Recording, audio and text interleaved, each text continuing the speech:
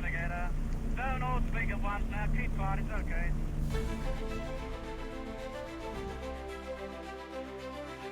Over 6,000 men and women from the Caribbean joined the RAF during World War II, many of whom served as pilots, navigators, engineers and ground crew.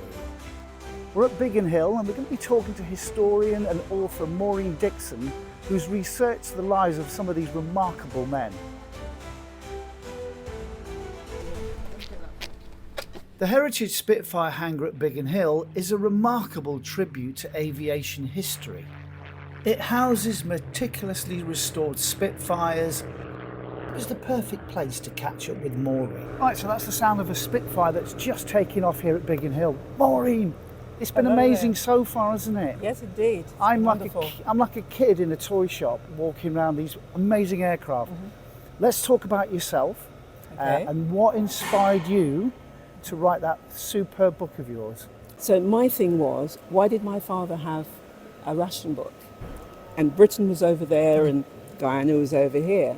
So that's what kicked it off. Wow. So what's the figure? 6,000 Caribbean men and women joined the Royal Air Force? Yes, it was 6,000, of which 500 were air crew.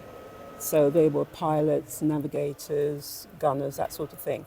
And they only chose the cream of the crop. Now we know this because of the jobs they took on afterwards. You know, there was 2 prime ministers, things. People like Cy Grant, who wrote loads of books and also was an actor, and he actually acted with Richard Burton and Joan Collins in a film called Sea Wife.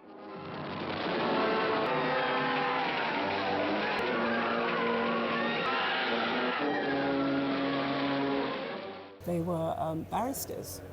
Ulrich Cross flew 80 sorties over Germany, and he's a most highly decorated Caribbean pilot. Wow. And now you went across the Caribbean to trace these stories. Yes. How long did it take you to do that then, Maureen?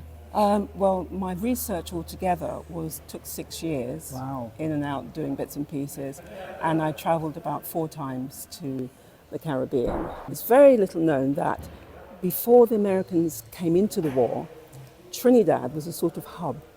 So it had 5 bases on it and 2 naval bases, one of which was a submarine base.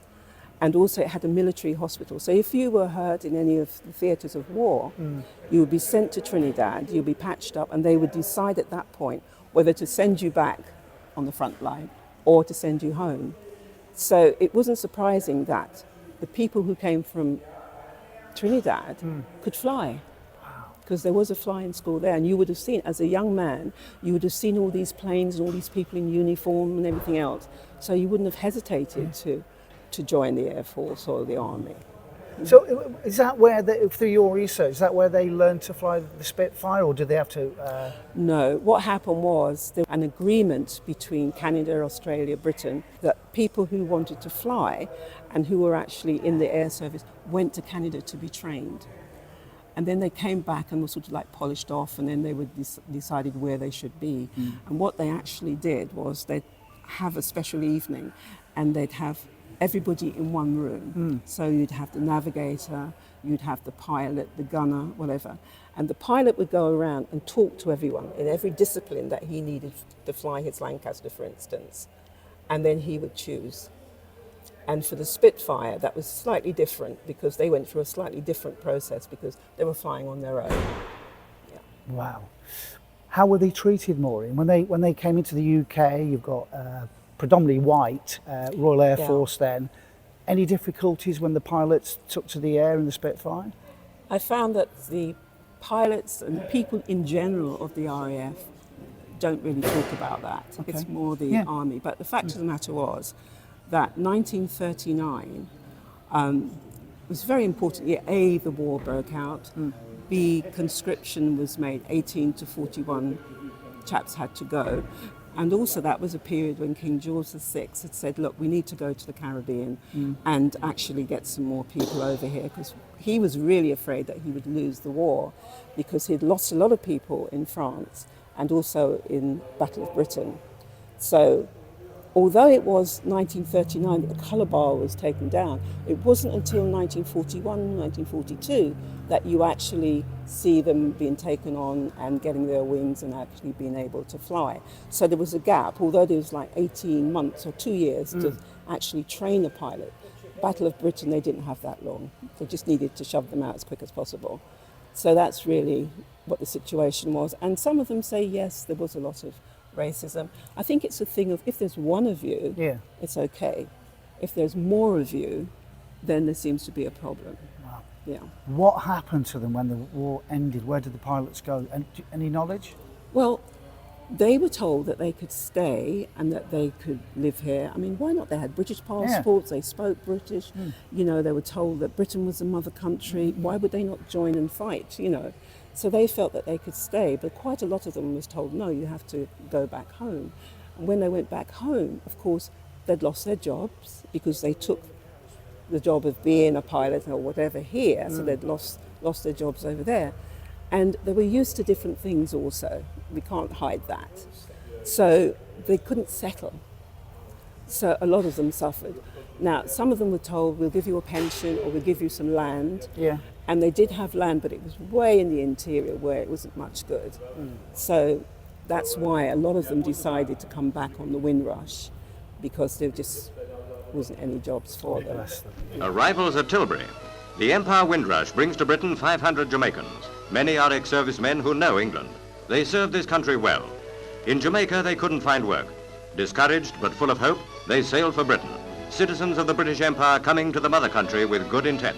And you wrote your book? Yes, indeed. And it's in Waterstones, I believe. So we'll put a link to the film where you can buy your book. Okay. Right, Maureen, I don't know about yourself, but I really enjoyed this morning. Yes, I did too. It's very informative, nice atmosphere. And it's always good to be able to see things in situ rather than just read about them, you know, so that was really good. I've never been near a Spitfire before. I've never seen one take off. I thought it was absolutely fantastic. Yes, that was great.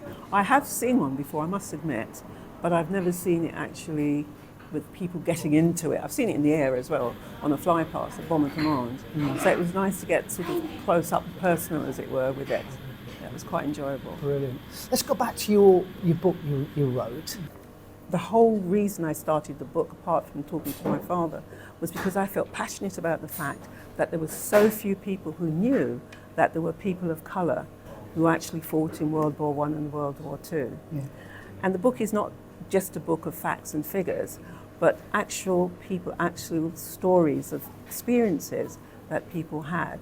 So that's why it's really important. The other thing is, I'm always hearing people say, well, you know, black children don't have any role models. And there are loads of role models out there, but it's just that they're not talked about. And this is the problem. And there's loads of role models, such as Ulrich Cross, for instance, you know, who flew 80 sorties over enemy territory. He was shot down 7 times. Wow. But he survived, you know, and became a judge. He became Attorney General afterwards. So those are people that I'm trying to get over to the young people as well, to say, well, look, if you have a dream, don't say, oh, it's impossible. It's not impossible. Go for it, because it's all there to play for. And just finally, how important is Black History Month? I think it's important, but do you know what? I think that it shouldn't just be 1 month, because history isn't just consigned to 1 month. History is every day. Yeah. And so I think that, you know, at some point we need to get out of this, oh, it's just History Month and it's all right, we'll all sort of subscribe to that for that month and then forget about it for the rest of the year. I think it's something that's ongoing, because not only did these young men and women from the Caribbean come over to fight, they went home and they came back again to build the infrastructure of Britain. And I think not enough people realise that, or if they do, maybe they don't realise to what extent or to what sacrifices were made in order to do that. So I think that we should look at it on a broader picture, broader level with regards to that. Maureen Dickson, you are an inspiration. Thank you so much. Thank you. Bless you. Thank you. Arm doors open. 20 tidy.